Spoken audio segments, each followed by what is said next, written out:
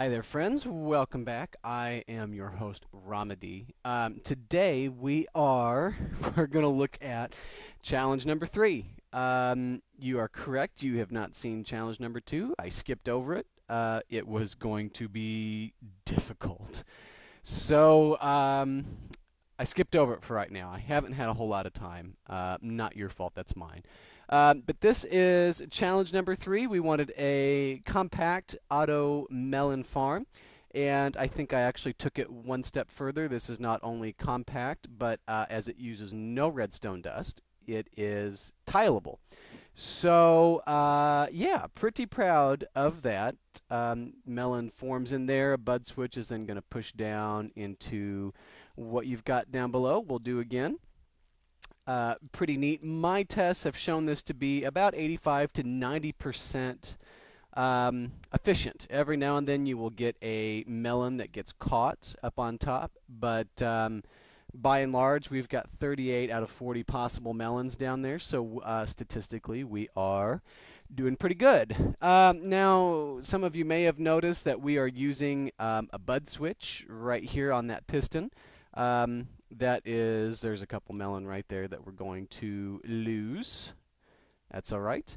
A bud switch is a block update switch. I am going to cover those real fast here with this little tutorial. As you can see, block update switch, also called a bud.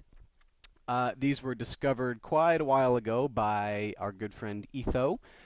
And it works kind of like this. Whenever you power a block that is diagonal to a piston, and then you place a block next to that piston, it will update. And by update, it means it will go ahead and run. Now, this piston is not going to just go ahead and retract. It's going to stay extended until we remove power from this block diagonal. And now it'll go ahead and it'll come back. And, of course, I can sit here and add and remove. But until we power it again, that's when it's going to run. And now unpowering, it'll come on back. So this is a really handy little property. It is technically a bug, but Mojang has gone on record saying that they do not intend to remove this from the game. They're going to leave it in. And that's really cool because this is super handy. So yeah, that's what we're using to run everything here. So I think that's enough talking. Let's go ahead and build this guy. Right then, so this is going to consist of 3 different parts. Our collection, which we'll do first, and then we need our bud switch, and then we need a pulse limiter on top of that guy. But we'll go ahead and build our collection first, and we just do that with ye old hoppers. So really, for your 1 wide, this is all you need, and really this is all you need right here. I have gone ahead and added to the sides here because I'm assuming that you will want to actually tile this out a little bit. So on top of our hoppers here, we need a little bit of dirt, just like that. And now eventually our melon blocks are going to go ahead and spawn right here, but we'll leave those out for now. For the bud switch portion here, we want to go up 4, cut out these bottom 3, piston facing down, and now a block of redstone on the bottom of him.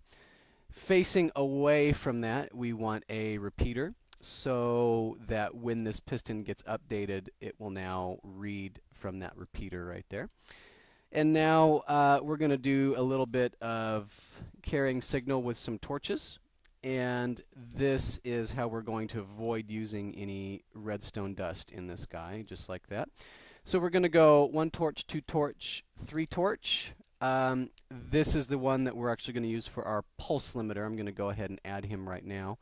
But on the top of this block here, we want a 2nd torch. And now we want block, and then repeater, and now we want a block that repeater is now going to power. And this is the one that we're most interested in because this is our block that is diagonal to the piston. So when I go ahead and update it like that, it's now going to run. And the little logic here again, if you remember that we had to unpower our diagonal block in order for the piston to retract. And with the way that we have staged our torches here, this switch is actually going to run itself now. So when we update, these now turn on. And when I break that, they turn off. So this block is off, piston comes up. Now the block is powered, so piston goes down. Ultimately, we're going to want this in an up position like that, and you can do a single update by placing and quickly breaking the block, just like that. But we want this piston up. So that is our bud switch done. I am reasonably proud of this. I searched for one-wide tileable bud switches, and I got things that were gigantic and very large. This is not the smallest I have seen, but it is the only one I found that does not use redstone as a dust anyway. So I am very proud of that. I think this is unique. If it's not, I do want you to let me know. I want to give that person credit, but I have not found it. So let's get to pulse limiter. So we need this torch here on the back, block on top, torch like that, and now we need block on top of that torch. And now off to the side, we are going to come out 2 blocks. And now, so this block receives power from the torch below it. And now out, repeater, repeater. On top of our last repeater down there, we're going to put a sticky piston with a block on top of him. And now you're starting to see what our pulse limiter looks like. We are going to alter it just a little bit. We're going to come out 2, repeater here on 2 ticks delay, and then another single tick repeater in front of that. We purposely need this on 2 ticks because we do not want our crushing piston to go ahead and spit the block out, and so that's how we avoid that. Here on the front, piston facing down so that this repeater is now going to run that piston, and then on the front of him, any block that you want. And now that's basically us done. So as I told you earlier, this is where we're going to put our melon. It will now get crushed. The pulse limiter up here is very important that we have it. If this is, in fact, not a pulse limiter, and I can do that by destroying that block right there, I think. If we put this here, then we're going to get caught in kind of an infinite loop, just like this. And that's not what we want. Ultimately, it's going to be difficult for our melons to spawn there. So we do want to have our pulse limiter here at the top of this guy, like that.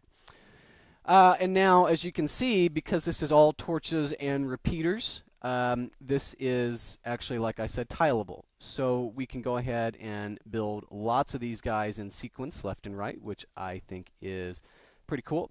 And again, I feel like this is a very efficient model. It's not 100%, but so far, out of everything that we have tested, 4 melons, we've collected all of our slices.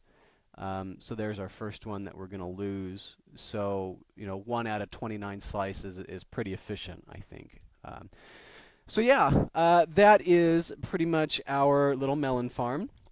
And now, just to be conceptual about this, in case you're struggling with this a little bit, where you will plant your melon is right here in front, like this. And now, since I'm in creative mode, I'm going to go ahead and blow these up with some bone meal.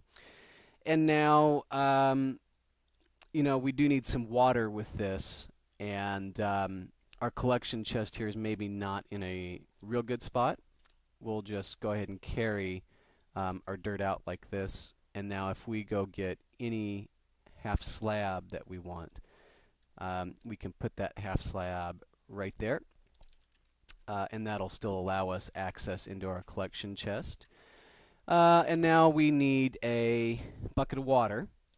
And we can go ahead and put our water here. It will not run through the hoppers.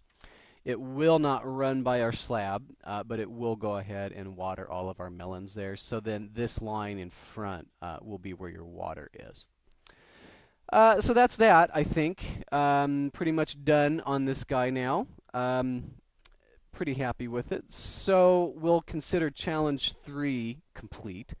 If you have any other ideas, leave them in the comments, leave them on the forums. I am always looking for new things to do. So yeah, thanks for watching. I appreciate it very much, and we will see you next time.